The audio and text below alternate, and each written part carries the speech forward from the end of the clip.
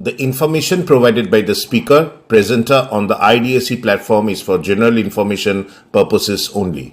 All information is provided in good faith. However, we make no representation or warranty of any kind, express or implied, regarding the accuracy, adequacy, validity, reliability, availability or completeness of this information.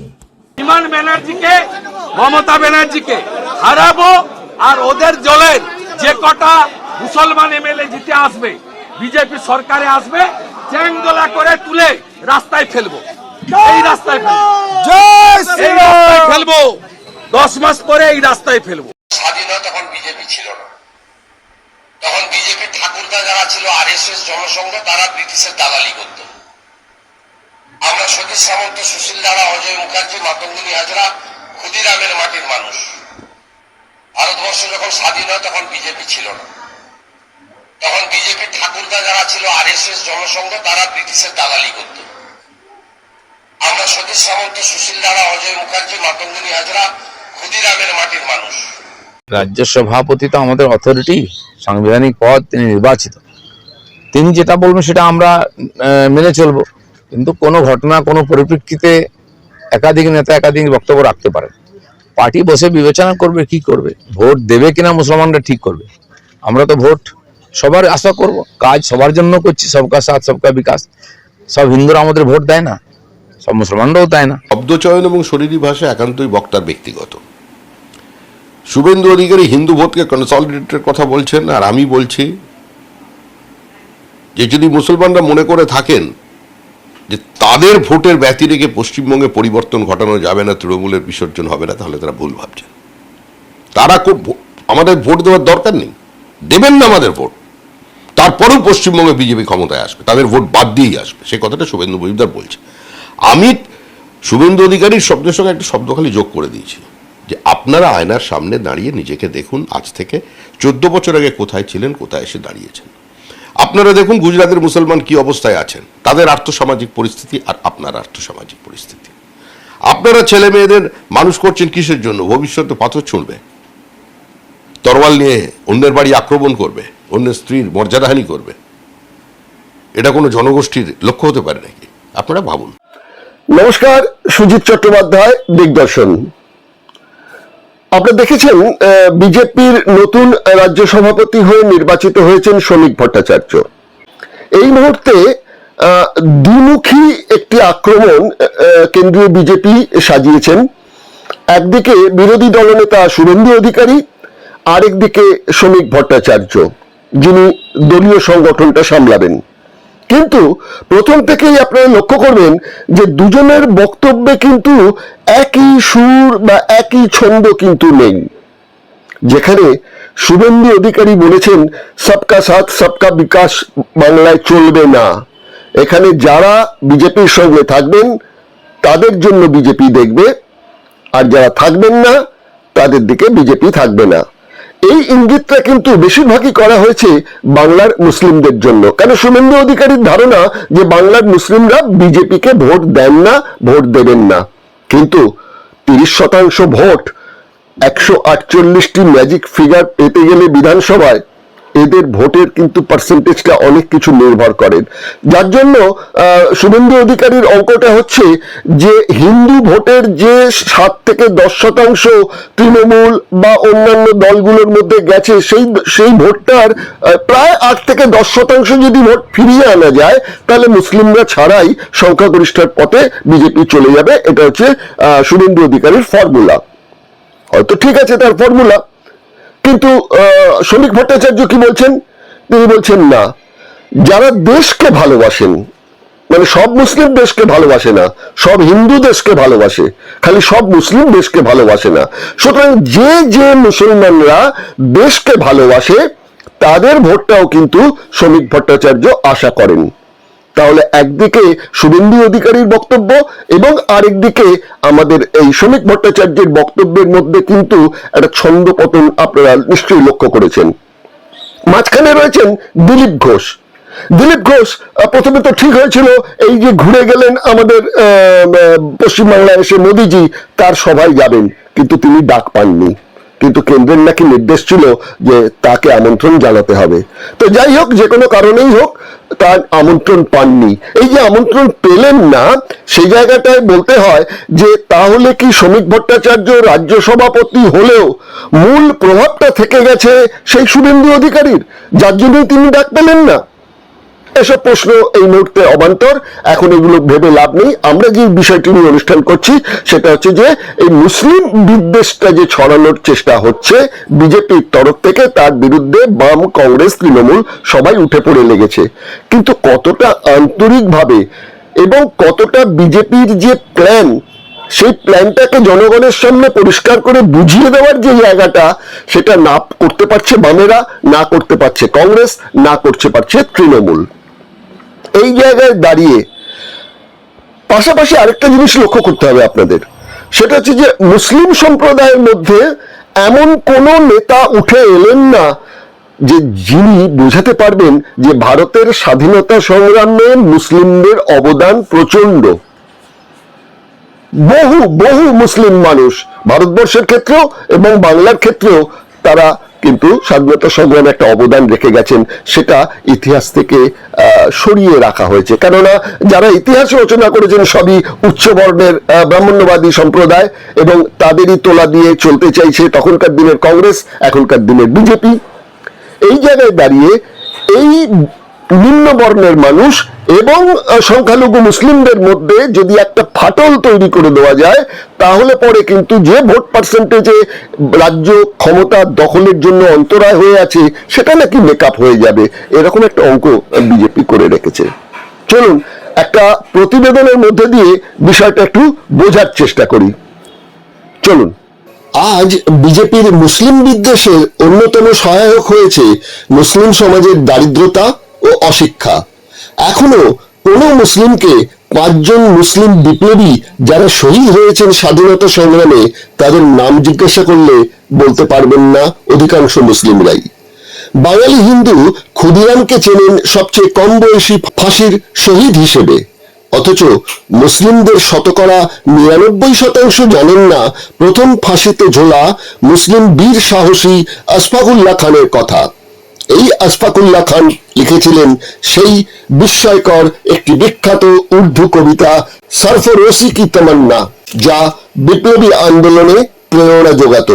মুসলিম সমাজ জানে না British ও তার হিন্দু পালিত জমিদার চাকরদের বিরুদ্ধে বিপ্লবী মহসিনের লড়াইয়ের কথা, বিপ্লবী মজনু শাহ, মুসা শাহ, চিরাগ আলী শাহেদের কথা, যারা 1769 ব্রিটিশের বিরুদ্ধে লড়েছিল। হারিয়ে গেছেন বিপ্লবী আতাউল্লাহ বুখারী। স্বাধীনতার পর বহুদিন জেল খেটে মুক্ত হলেও নিখোঁজ হয়েছিলেন বাঙালি মননে। 1985-তে মারা যান বিপ্লবী তাবরেক হোসেন। মুসলিম সমাজ তাকেও মনে রাখেনি। ইলাকাত মিয়া ও অলি মোহাম্মদ নিখোঁজ হয়ে গেছেন ইতিহাসের পাতা থেকে। ব্যারিস্টার গান্ধীজির সঙ্গী ছিলেন আরেক ব্যারিস্টার মজহারুল হক, যিনি দেশ ও জাতির জন্য সব সম্পদ ত্যাগ করেছিলেন। বিদেশের মাটিতে প্রথম যে স্বাধীন সরকার গঠিত হয়েছিল তার প্রধানমন্ত্রী ছিলেন অধ্যাপক মোহাম্মদ বরকতুল্লাহ। সেই দেশভক্ত মুসলমান সমাজকে হিন্দি বিরোধী বিদেশি তকমা দিয়ে দেশের 85% শ্রমজীবী মানুষকে বিভক্ত করে ব্রাহ্মণ্যবাদী কর্পোরেট শাসন কায়েম করতে চায় বিজেপি। সেটা সম্ভব হচ্ছে মুসলিম সমাজে যোগ্য নেতৃত্ব না থাকার জন্যই। যে বিজেপি মুসলিমদের হিন্দু বিরোধী, খুনি, ধর্ষক হিসেবে দেখিয়ে দিতে চায়, যে মুসলিম ধর্মীয় ও রাজনৈতিক নেতৃত্ব মুসলিমদের কঠোর কোরআন নির্ভর করে রাখার নির্দেশ দেয়, তারা কি জানে যে বাংলায় হিন্দু ধর্মীয় গ্রন্থ, হিন্দু ভক্তিভাবের কাব্য রচনা শুধু নয়, ব্যবহারিক জীবনেও আধ্যাত্মিকতায় বাংলার মুসলিমদের একাংশ হিন্দুদের সঙ্গে মিশে গিয়েছিলেন, ছিলেন বৈষ্ণবী মুসলিম? এই সম্পর্কে ঐতিহাসিক জগদীশ নারায়ণ সরকার বঙ্গীয় সাহিত্য পরিষদ থেকে প্রকাশিত তার বাংলার হিন্দু মুসলমান সম্পর্ক গ্রন্থের 84 নম্বর পৃষ্ঠায় কি লিখেছেন দেখা যাক। জগদীশ বাবু লিখছেন, ইসলামী বাংলা সাহিত্য ব্যতীত বৈষ্ণব ভাবাপন্ন কয়েকজন মুসলমান কবিদের কবিতাও ধর্ম সমন্বয় ও ধর্ম সহিষ্ণুতার মহতী বাণী বহন করে। অধ্যাপক যতীন্দ্র মোহন ভট্টাচার্য 121 জনের ও 600 কিঞ্চিরিক পদসংখ্যার উল্লেখ করিয়াছেন। অধিকাংশই পূর্ববঙ্গবাসী। শ্রীহট্ট, চাটিগা, ত্রিপুরা ও ময়মনসিংহেরই পদকর্তাই অধিক। কয়েকজন অষ্টাদশ শতকের অবশ্যই আছেন, তবে অধ্যাপক শশীভূষণ দাশগুপ্তের মতে ইহাদের অধিকাংশই ঊনবিংশ ও বিংশ শতাব্দীর। পরবর্তীকালে হইলেও কবিতা ও গানগুলির সাংস্কৃতিক মূল্য অত্যন্ত গুরুত্বপূর্ণ, কারণ এইগুলি বাঙালি জাতির অখণ্ডতা ও মনের ক্রমবিকাশের ধারা অনুধাবন করিতে বিশেষ সাহায্য করে। মুসলমান বৈষ্ণব কবিগণ কেবল রাধাকৃষ্ণ লীলাসঙ্গীতই রচনা করেন নাই, হিন্দুর দেবদেবীকে পর্যন্ত আপনার করিয়া লইয়াছেন। তাহাদের রাধিকার ও নিমাইয়ের বারামাস্যও লিখিয়া গিয়াছেন। এতদ্ব্যতীত বহু মুসলমান সাধক ভারতীয় সাধনা রীতির দ্বারা আকৃষ্ট হইয়া যোগশাস্ত্র অধ্যয়নে যোগতন্ত্রের নিগুড় তত্ত্বজ্ঞান লাভ করিয়া তাহার উপরও গ্রন্থ রচনা করেন। কোন কোন মুসলমান ষটচক্রও স্বীকার করিয়াছেন। বাঙালির রচিত গ্রন্থাদির মধ্যে উল্লেখনীয় আলী রাজার প্রেম ও যোগমিশ্রিত গ্রন্থ জ্ঞানসাগর, যোগ ক্যালেন্ডর ও ষটচক্র। জ্ঞানসাগর জনপ্রিয় হিন্দু ধর্ম ও জনপ্রিয় মুসলমান ধর্মের ভাবধারায় অপূর্ব সমন্বয়। পরিভাষা মুসলমানি, কিন্তু বিষয় হিন্দু যোগ। বাংলার সামাজিক ও সাংস্কৃতিক ইতিহাসে, বিশেষত বর্তমান আলোচনার বিষয়ে ইহা অতীব গুরুত্বপূর্ণ। দুই সম্প্রদায়ের সম্মিলিত সাধনাই যেন এখানে রূপায়িত হইয়াছে। ইতিহাস থেকে কি মুছে দেওয়া সম্ভব? আলাউদ্দিন হোসেন শাহের সেনাপতি পরায়ল খানের পৃষ্ঠপোষকতায় অন্যকার মন্দির রামায়ণ রচনা করেছিলেন। চৈতন্য যুগে হুসেন শাহের 11তম কন্যার সঙ্গে মদন ভাদুরীর পুত্রের বিয়ে হয়েছিল। এরকম বহু উদাহরণ আছে। ব্রিটিশ সেনাদলের এক কর্নেল টমাস মনরো বলেছিলেন, যতদিন হিন্দু জনগণ ব্রিটিশ শাসনের প্রতি অনুরক্ত থাকবে, ততদিন মুসলিমরা অসন্তুষ্ট হলেও কোম্পানির সরকারের বিরুদ্ধে কিছুই করতে পারবে না।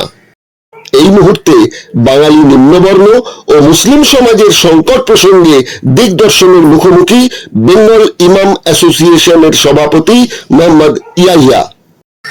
নমস্কার ইমাম সাহেব, আপনাকে দিগদর্শনের তরফ থেকে প্রথমে শুভেচ্ছা জানাচ্ছি আজকের এই অনুষ্ঠানে আপনার অমূল্য সময় দেওয়ার জন্য।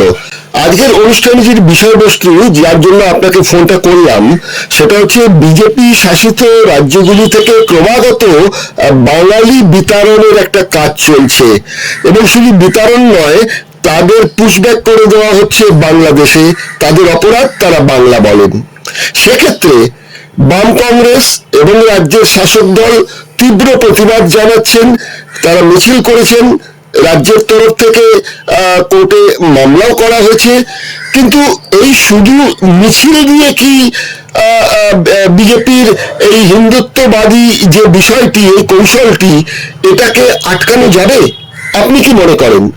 মিছিল তাকে একটা অংশ, এবং সেক্ষেত্রে মুখ্যমন্ত্রীর মতো ব্যক্তিত্ব যখন মিছিল করেন, স্বাভাবিক কারণে সেটা একটা আন্তর্জাতিক দৃষ্টি আকর্ষণ করে, এবং মিছিলের অবশ্যই গুরুত্ব আছে।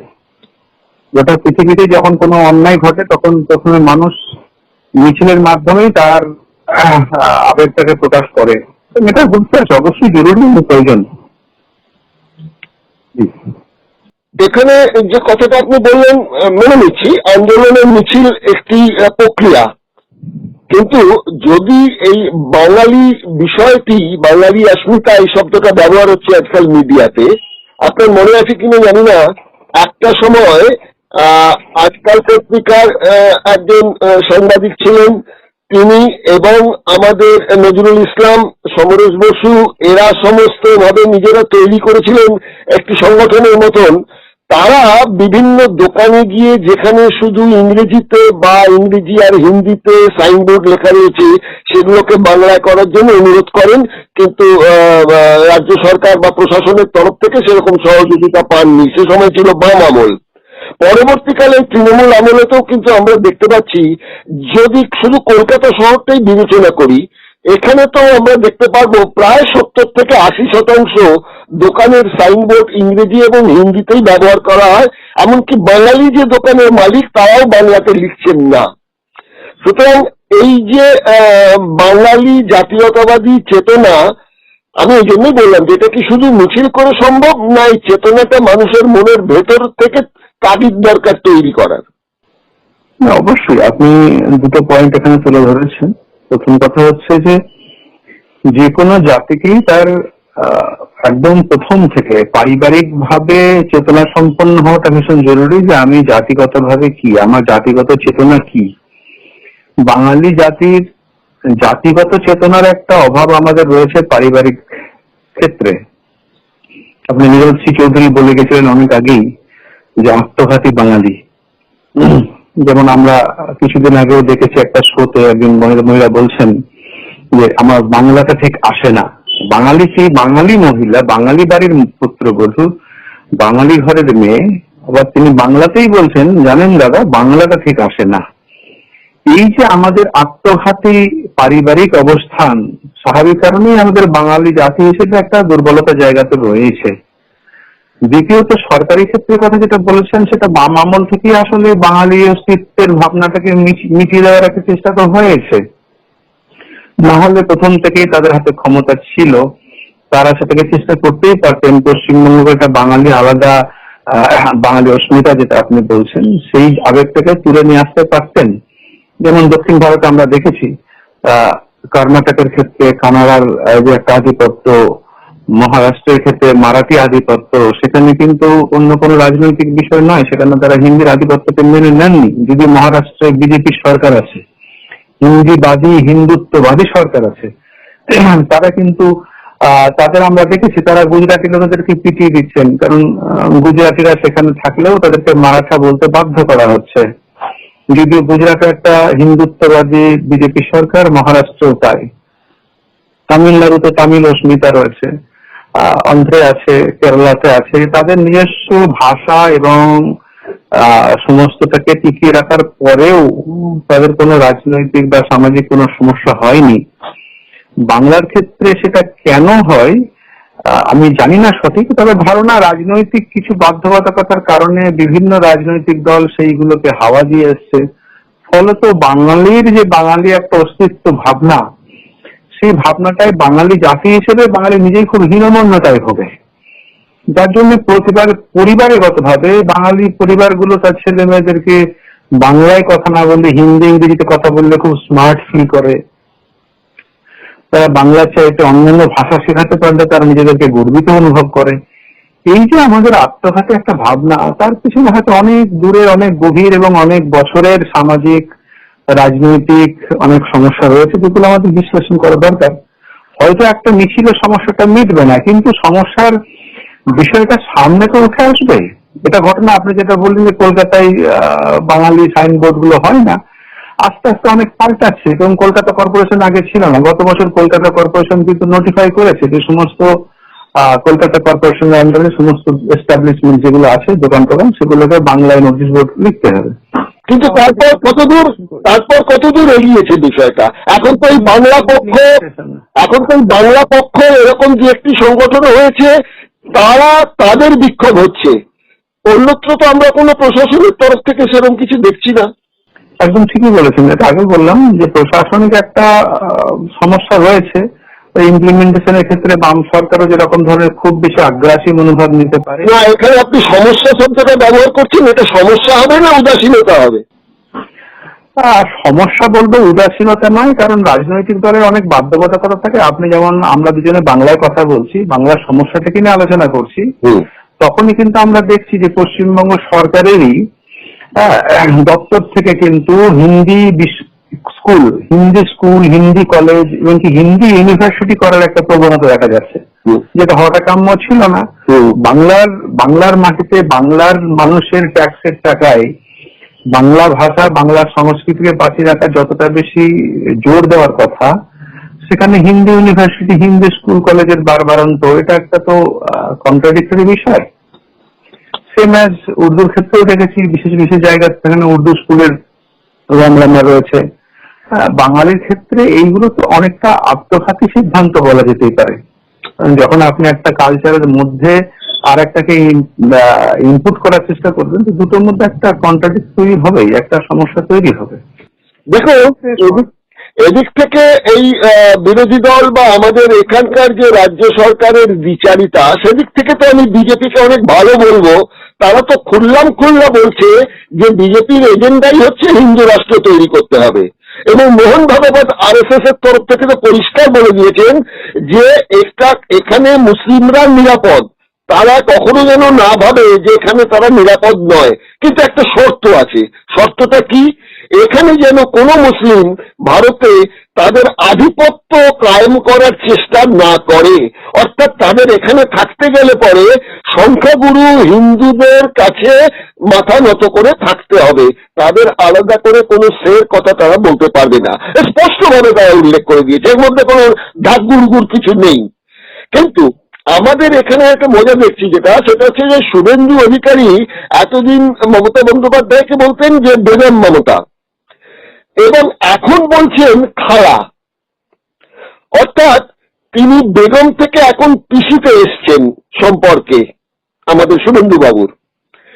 তাদের এই যে মুসলিম ঘৃণা, তার অন্যতম কারণই হচ্ছে যে বাংলা এমন একটা জায়গা যেখানে 30% বেশি ভোট আপনাদের আছে, আপনারা সংখ্যাগরিষ্ঠতার ওই 148টি ম্যাজিক ফিগারের অনেকটাই নির্ভর করে আপনাদের ভোটের পার্সেন্টেজের ওপর।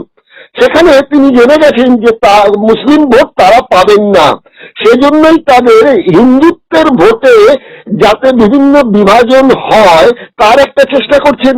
আবার নতুন সভাপতি হয়ে যখন শ্রমিক ভট্টাচার্য এলেন, তিনি বলছেন যে না, আমরা সুবুদ্ধি সম্পন্ন মুসলিমদেরও পাশে চাই।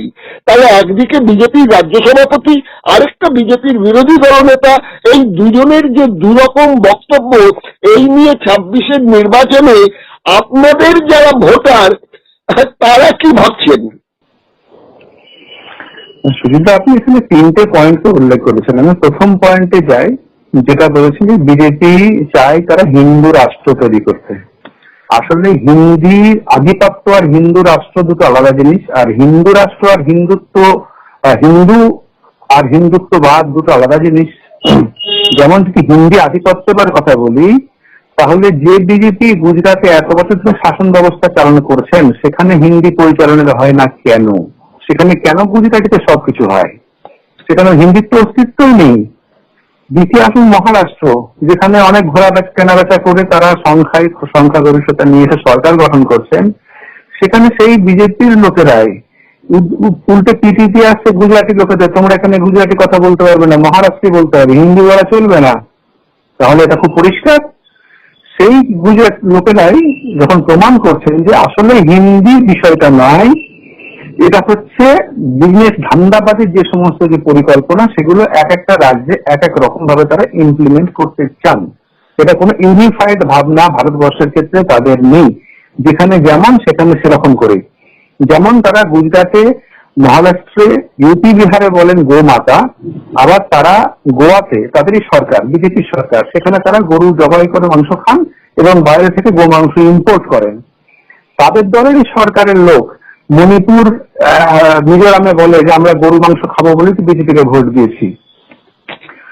বিজেপির এই দ্বিচারিতা ত্রিচারিতা এটা প্রকাশ্যে আলোর মতো পরিষ্কার যে তারা বেসিক্যালি ক্ষমতা দখল করার জন্য পশ্চিমবাংলার স্ট্র্যাটেজি নেবেন, মানুষকে বিভ্রান্ত করবেন, বিহারে বিহারের মতো করবেন, গুজরাটে গুজরাটের মতো করবেন। এটা তাদের প্র্যাকটিক্যালি পলিটিক্যাল স্ট্র্যাটেজি। এর সঙ্গে হিন্দুত্বের কোনো সম্পর্ক নেই, হিন্দুত্ববাদিতা আছে। 1 নম্বর। 2 নম্বর পয়েন্ট আপনি যেটা বলেছেন যে মুসলমানদেরকে ভারতবর্ষের মতো করে থাকতে হবে, সুবিধা এটা খুব স্পষ্ট। মুসলমান হওয়ার প্রথম শর্ত হচ্ছে আমি আল্লাহকে স্বীকার করি এবং আল্লাহ রসুলকে স্বীকার করি। কোন ব্যক্তি যদি এটাকে অস্বীকার করে মূর্তি পূজা করে, সে মুসলমান নয়। তার নাম মোহাম্মদ আলী হতে পারে, ইশতিয়াক আলী হতে পারে, কিছু হতে পারে, এটা ম্যাটার করে না। সুতরাং যে ব্যক্তি আল্লাহকে এবং আল্লাহ রসুলকে অস্বীকার করবে, সে মুসলমানই থাকে না, তার নাম যত আগে লম্বা লম্বা হোক না কেন, বিন আব্দুল আজিজ হতে পারে, বিন সলমান হতে পারে, অনেক কিছু হতে পারে। আসলে নামগুলো আরবি থাকুক, কিন্তু বেসিক্যালি তারা মূর্তি পূজা বা শিখ যেটাকে আমরা বলি সেটা করুক। আসলে তারা চান যে তারা যেন মুসলমানদের ইমানটা না থাকে, এটা হচ্ছে তাদের মুদ্রা কথা। এটা আরএসএস এর প্রথম থেকেই এজেন্ডা। মুসলমান বিরোধীরা না থাকলে আরএসএস এর সংগঠন থাকবে না, মুসলিম বিরোধীরা না থাকলে বিজেপির রাজনীতি থাকবে না। বিজেপির রাজনীতির প্রথম এবং একমাত্র শর্ত হচ্ছে মুসলিম বিরোধিতা। তৃতীয় বিষয় হচ্ছে আপনি যেটা বললেন শুভেন্দু অ্যান্ড কোম্পানি, একই গল্প যেটা আমি দ্বিতীয় ক্ষেত্রে বললাম, দ্বিতীয় ক্ষেত্রে একই রকম ব্যাপার। যখন শুভেন্দু 3 বাটি করে গরু মাংস পেতেন, মাথায় টুপি পরে ফেস টুপি পরে গিয়ে ইফতার পার্টি করতেন, তখন তিনি হিন্দু ছিলেন না। তাহলে এত বছর 2023 সাল পর্যন্ত তিনি কি ছিলেন? খ্রিস্টান, মুসলিম, দলিত, কি ছিলেন? আমি যতটুকু জানি হিন্দু ধর্মে হঠাৎ করে হিন্দু হওয়া যায় না, হিন্দু থেকে মুসলমান হওয়া যায়, খ্রিস্টান হওয়া যায়, হিন্দু জন্মগতভাবে হতে হয়। তবে যে লোকটা 23 সাল পর্যন্ত গরু মাংস খেয়ে এলো, সে আজকে হঠাৎ খুব বিরাট হিন্দু হয়ে গেল। আপনি সুজিত চট্টোপাধ্যায়, আপনি ব্রাহ্মণ, আপনি ভালো জানবেন আমার চাইতে, হওয়া সম্ভব? সম্ভব নয়। দ্বিতীয়ত শ্রমিক ভট্টাচার্যের কথা যে তারা মুসলমানদের কাছে টানতে চান, মুসলমানদের কাছে টানার জন্যই তো বিএটি পিঠ ছেড়ে তারা তার ভ্রন্তে তরোয়ারের আগাইনি নাচিয়েছিলেন।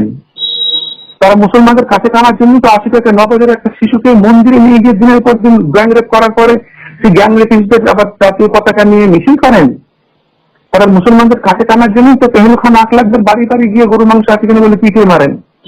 তারা মুসলমানদের কাছে টানার জন্যই তো আফরাজুলকে মেরে পিটিয়ে প্রকাশ্যে ভিডিও বানিয়ে তাদের আগুন লাগিয়ে মেরে দেন।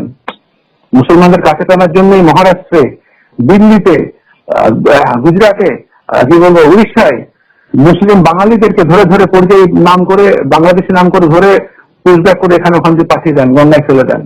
সুতরাং সবাই তো মুসলমানদের ভালো চাইবেন, এই ধরনের মুসলমানদের ভালো চাওয়া। আমি আগে একটা জায়গায় বলেছিলাম, বিদের মুসলমানদের ভালো চাওয়া হচ্ছে শিয়ালের মুরগির স্বাধীনতা চাওয়া। সুতরাং বিশ্বাস করার মতো কোনো কারণ ঘটেনি যে বিজেপি মুসলমানদের ভালো চাই। আজ পর্যন্ত বিজেপির একটা এজেন্ডা, একটা কাজ, একটা রাজনৈতিক ভাবনা, একটা আইন মুসলমানদের ফেভারে গেছে কি? নেই।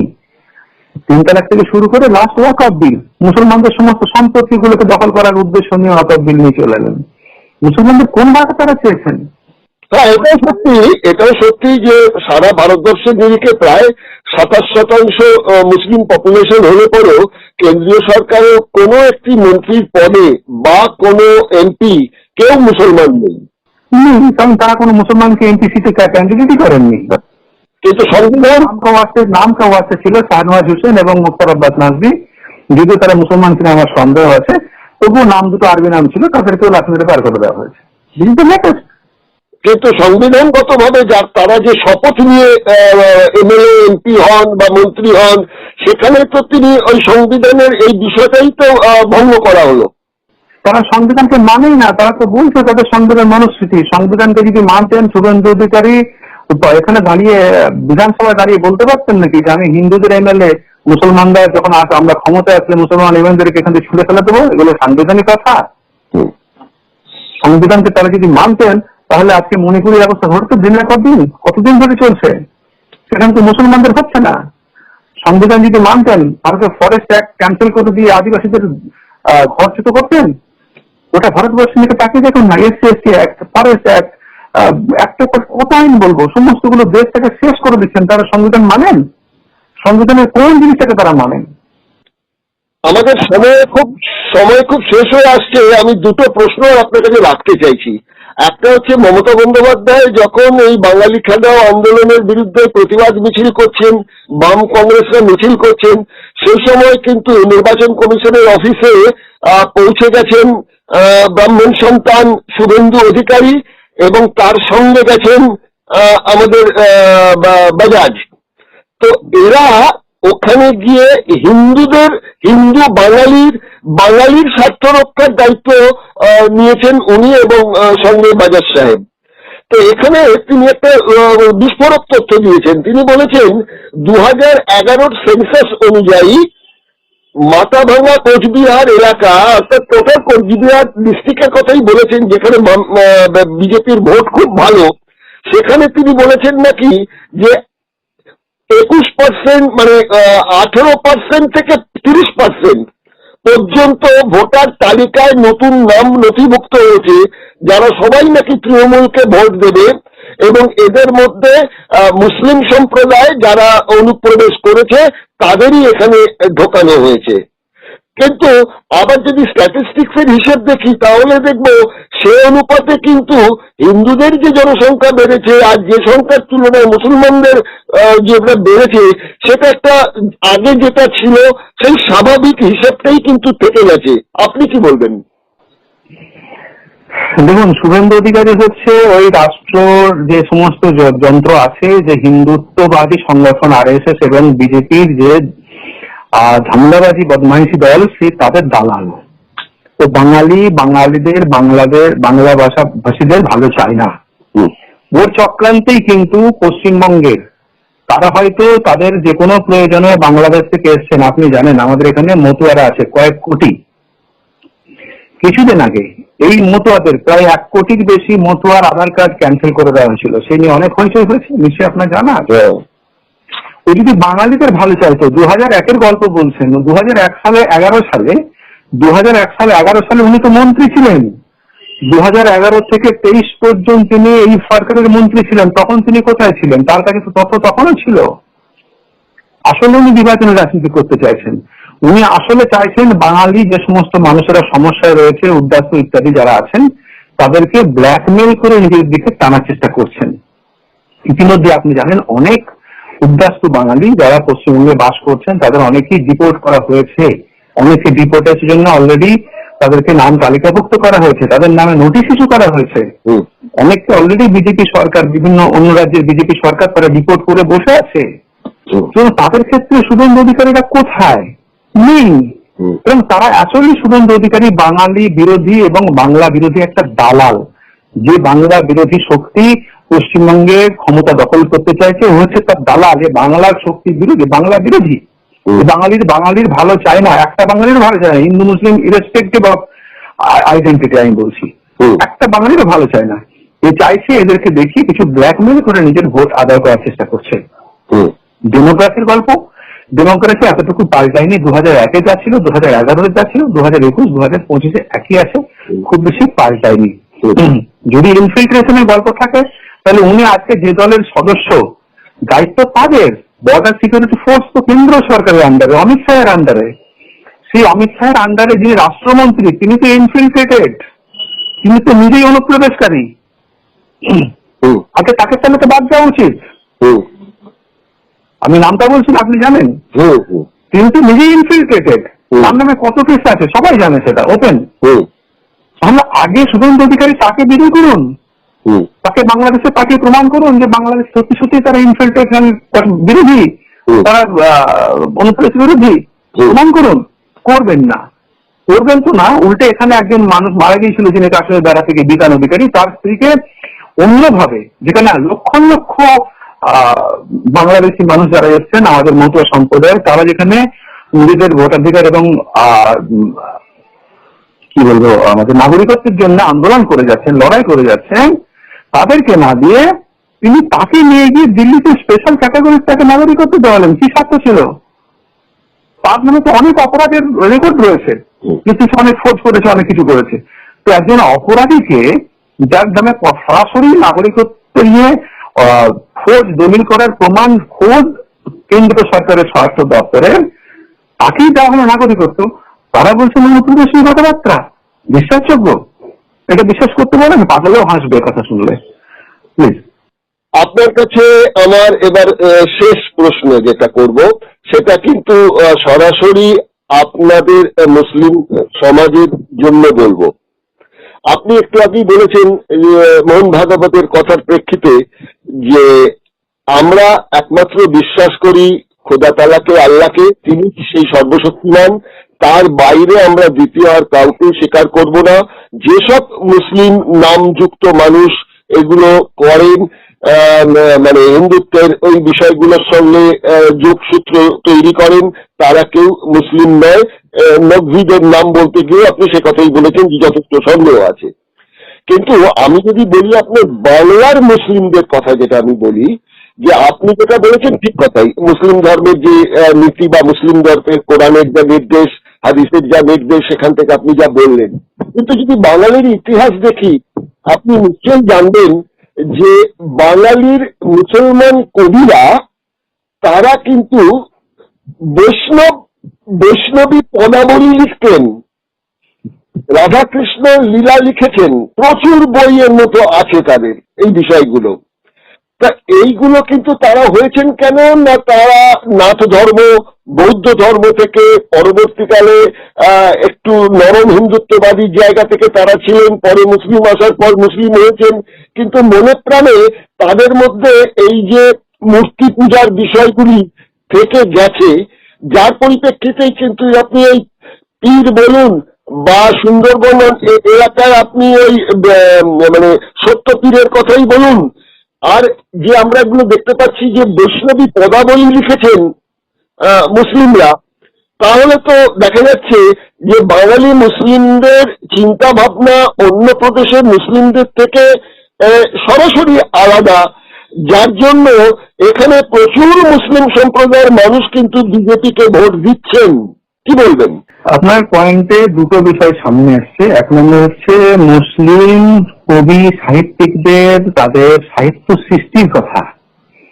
দেখুন, মুসলিম কবি সাহিত্যিকরা তারা যে কবিতা লিখেছেন, সাহিত্য সৃষ্টি করছেন, সেটা সম্পূর্ণ আলাদা। আমি যেটা বলেছি সেটা হচ্ছে সম্পূর্ণ আলাদা। আমি বলেছি ইমানের কথা, বিশ্বাসের কথা। একজন মানুষ বিশ্বাস করেন আল্লাহকে, তার মানে তার কবিতা সৃষ্টি, তার সাহিত্য সৃষ্টি বন্ধ করতে তো বলা হয়নি কোথাও। আচ্ছা, ঠিক আছে, আপনার প্রশ্ন আপনার মেনে নিলাম, আপনার প্রশ্নটা মেনে নিলাম, কিন্তু এর ফাঁকে কিন্তু আমি আরেকটা কথাও আপনাকে বলে দিয়েছি যে তারা কিন্তু এই রাধা কৃষ্ণের পুজো করতেন, এবং আপনার কাছে আমি বলছি যে বিহার এবং বাংলা পাঞ্জাবের অনেক অঞ্চলে কিছু মুসলমান সম্প্রদায় শীতলা দেবীর পুজো করত ওলা ওঠা ওদের আক্রমণ থেকে বাঁচবার জন্য, যার নাম ওলা বিবি। এটা তো আপনি খুব ভালো করেই জানেন। এই আপনাকে একটু আটকাচ্ছি, আমি জিজ্ঞেস করছি আপনার পড়াশোনা আমার চাইতে অনেক বেশি গভীরে, ইসলাম নিয়ে, ইসলামিক সাহিত্য নিয়ে, ইসলাম কোরআন হাদিস নিয়েও। অস্বীকার করার বিষয় নেই, আমি আপনার কাছ থেকে অনেক কিছু শিখি। দাদা, আপনার কি মনে হয় কোন ব্যক্তি সে যদি মূর্তি পূজা করে তাকে মুসলমান বলা চলবে? আপনাদের যে আপনাকে জিজ্ঞেস করছি, আমি আপনার কাছেই আমার জ্ঞান তো আপনাদের এই কোরআন হাদিসের ওপরই জ্ঞান, সেখানে তো পরিষ্কার করে আপনি বলুন কোন ব্যক্তি বলা যায় না, বলা যায় না, বলা যায় না। বলুন, আপনি কথাটি দিয়েছেন, বলুন। আচ্ছা, তাহলে সেখানে দাঁড়িয়ে তারা কিন্তু আমরা দেখতে পাচ্ছি যে এই যে পুজো, এই পুজোটা তারা করতেন উনি সিরিয়ান নামে এক হুড়িকে, তার নাম হচ্ছে উনি সিরিয়ান, এই হুড়িকে তারা পুজো করতেন। আবার ইসলামিক দর্শন ও ভ্রাতৃত্ববোধ সামাজিক যে সম্যক শিক্ষা দেয়, সেখানে কিন্তু আমরা পরিষ্কার দেখতে পাচ্ছি যে আপনাদের মুসলমান সমাজের মধ্যে একটা বর্ণভেদ প্রথা আছে। যেমন ধরুন, আপনাদের বলা হচ্ছে মাফরুজিয়ান, যারা জমিদার মুকদ্দম বৃদ্ধ, আবার মুক্তার যাদের মালকান, তার মধ্যে আবার রয়েছে অগ্নি উপাসক কিছু রয়েছেন। এরকম মুসলিমদের মধ্যেও কিন্তু আমরা দেখতে পাচ্ছি যে বর্ণ বিভাজন প্রথাটি থেকে গেছে। এবং আপনি এটাও মানবেন যে অবাঙালি মুসলিম সম্প্রদায় কিন্তু এই বাঙালি মুসলিম সম্প্রদায়কেও খুব একটা মানেন না। যেমন হিন্দুদের মধ্যে উত্তরপ্রদেশীয় ব্রাহ্মণ যারা, তারা বাঙালি ব্রাহ্মণকে ব্রাহ্মণ বলেই মানেন না। আপনাদের ক্ষেত্রেও কিন্তু সেগুলো দেখা যাচ্ছে। তাহলে কি এই সব বিভাজন গুলোকেই কি বিজেপি আরএসএস কাজে লাগিয়ে, হিন্দুত্ব তো নয়, আসলে ব্রাহ্মণ্যবাদী সংস্কৃতিটা এই আপনাদের বিভাজনকেও কাজে লাগানোর ক্ষেত্রে তাদের সুবিধা হচ্ছে? এটাই আমার শেষ প্রশ্ন। আপনি নিজেই সে প্রশ্ন উত্তর দিয়েছেন। যারা মূর্তি পূজা করবে, হুএভার মেবি এন্ড যে কোনো ফর্মেই হোক না কেন, যদি কেউ মূর্তি পূজা করে সে মুসলমান নয়, এটা স্পষ্ট কথা। তার নাম আরবি হতে পারে, যেমন আমরা অনেক জিনিস যারা ইহুদি আছে তাদের নামও আরবি ফর্ম দেখেছি, যারা আছেন পার্সি আছেন তাদের অনেক নাম আছে আরবি নাম, যেমন জামশেদজি, ঠিক আছে, এরকম অনেক নাম থাকে। সুতরাং যারা যারা মূর্তি পূজা করেন তারা মুসলমান নয়, এটা খুব স্পষ্ট কথা। দ্বিতীয় কথা হচ্ছে মুসলমানদের কোনো জাতিগত ভেদ নেই, কারণ যারা এটা করেন তারা হয়তো সামাজিক বা অর্থনৈতিক কারণে কিছু নিজেরা ভেদাভেদ বানাতে পারেন। মুসলমানদের মধ্যে ইসলামের ধরনের জাতিগত ভেদ ইসলামে সম্পূর্ণভাবে হারাম, কোন রকম ভাবে জাতিভেদ নেই। তৃতীয়ত বিষয় হচ্ছে মুসলমান ধর্মের অনেক কবি তারা কবিতা সাহিত্য সৃষ্টি করে গেছেন। আমি যদি নজরুল ইসলামের কথাই বলি, নজরুল ইসলামের শ্যামা সঙ্গীত ছাড়া কোনো কালী মন্দিরে অন্য কিছু বাজে না প্রায় এখনো পর্যন্ত।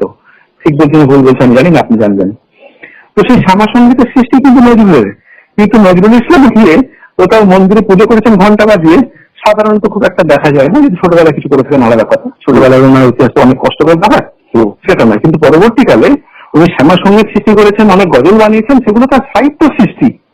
এমনকি যে বিদ্রোহী কবিতাকে নিয়ে উনি খুব বিখ্যাত, সেই বিদ্রোহী কবিতার লাইনও আছে, আমি খোদার আসন আরো ছেদিয়া।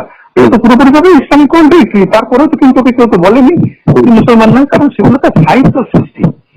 সাহিত্য সৃষ্টির সঙ্গে এর বিরোধ নেই।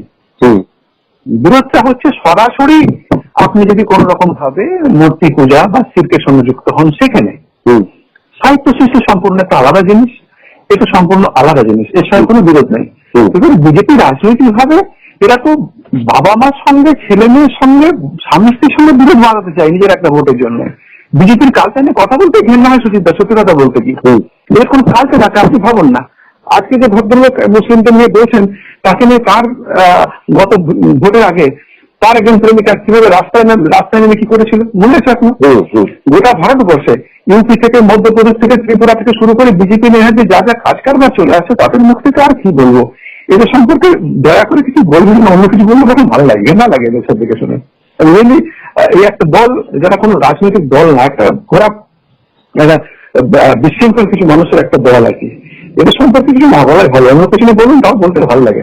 তাহলে সংখ্যালঘু সম্প্রদায় শুধু নয়, হিন্দুদের মধ্যে যারা ওই নিম্নবর্ণের মানুষ রয়েছেন তাদের এই বেনাগরিক করার যে চক্রান্ত হচ্ছে সেইগুলোর বিরুদ্ধে এসসি, এসটি, ওবিসি এবং এই সংখ্যালঘু মুসলিম, খ্রিস্টান, বুদ্ধিস্ট এরা কি সংঘবদ্ধ হওয়ার কি কোনো সুযোগ পশ্চিমবাংলায় আছে? নিশ্চয়ই আছে, অবশ্যই আছে, এবং আগামীতে হতে বাধ্য। কারণ যে পরিস্থিতি পশ্চিমবঙ্গের ক্ষেত্রে বিজেপি সৃষ্টি করছে তাতে প্রত্যেকটা বাঙালি তো এই মুহূর্তে সমস্যায় রয়েছে। সেটা যে কখন কাকে কার ঘরে না হবে কেউ জানে না, এত মুসলিম বলে ভাবছে না আজকাল থেকে। এখনো পর্যন্ত যত খবর পশ্চিমবঙ্গে এসছে, আপনি মুসলিমের নাম হয়তো 31 দেখতে পারেন যাদেরকে জোর করে পাঠানো হয়েছে, ডকুমেন্ট দিয়ে, পরে আবার তারা ফেরত এসছে বাংলাদেশ থেকে। কিন্তু হিন্দুদের উপর অত্যাচার তো বেশি হচ্ছে, তথাকথিত যারা মুসলিম নয় তাদের উপর অত্যাচার তো বেশি হচ্ছে, যেগুলো কাগজে আসছে না, নিউজে দেখাচ্ছে না। সোশ্যাল মিডিয়াতে আপনি আছেন, দেখছেন, গোটা ভারতবর্ষ জুড়ে মানে শত শত হচ্ছে, 31টা নয়। তাদের ক্ষেত্রে বিজেপি কুমিরের কান্না ছাড়া কি করছে? কিছু করেনি, আজ পর্যন্ত কিছু করেনি। ঠিক আছে, আজকে আপনাদের এই বিষয়ে আপনার বক্তব্য জানলাম।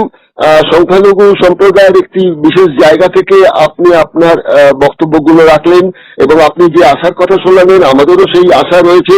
সেটা হচ্ছে যে নিম্ন বর্ণের এবং সংখ্যালঘু সম্প্রদায়ের ওপর মানসিক এবং শারীরিক যে চাপ, আমি ধর্ষণই বলবো, ধর্ষণ এবং শারীরিক ধর্ষণ যা হচ্ছে সেটার বিরুদ্ধে একটা যৌথ প্রতিরোধ সময়ই মানুষকে একতাবদ্ধ করে। ইতিহাসে আমরা দেখেছি, বাংলাতেও নিশ্চয়ই সেরকম ভাবে তৈরি হবে। খালি ভয় থেকে যায় এটাই যে সংসদীয় রাজনৈতিক দলগুলো তারা নিজেদের স্বার্থে ব্যবহার করতে গিয়ে এই ধরনের আন্দোলন যদি একটা গতি পায় তাকে না যেন বিপথে চালিত না করে দেয়, যেটার সম্ভাবনা খুবই প্রবল। না, করতে পারবে না, কারণ বাংলা অনেকবার পথ দেখিয়েছে। স্বাধীনতা পূর্ব জমানা থেকে, আজকে থেকে নয়, যখন ব্যারাকপুরে আন্দোলন হয়েছিল মঙ্গল পাণ্ডে সেখান থেকে শুরু হয়েছে, বাংলায় পথ দেখিয়েছে। 1757 থেকে শুরু করে 1947 পর্যন্ত সবসময় বাংলা পথ দেখিয়েছে। চিত্তরঞ্জন দাস থেকে শুরু করে নেতাজি সুভাষ পর্যন্ত বাংলায় পথ দেখিয়েছে। এবং পরবর্তীকালে আমরা দেখেছি মৌলানা ভাসানী থেকে শুরু করে যারা সব বাংলায় কিন্তু বারবার পথ দেখিয়েছে। আমরা আশা করি ইনশাআল্লাহ তাআলা ফের বাংলায় পথ দেখাবে ভারতবর্ষকে। অসংখ্য ধন্যবাদ। আজকের মতন এই অনুষ্ঠানে আপনি এতটা সময় দিলেন, আপনাকে এর জন্য আমরা দিগদর্শনের তরফ থেকে কৃতজ্ঞতা জানাচ্ছি আপনাকে। আজ এখানে শেষ করছি, নমস্কার, ভালো থাকবেন।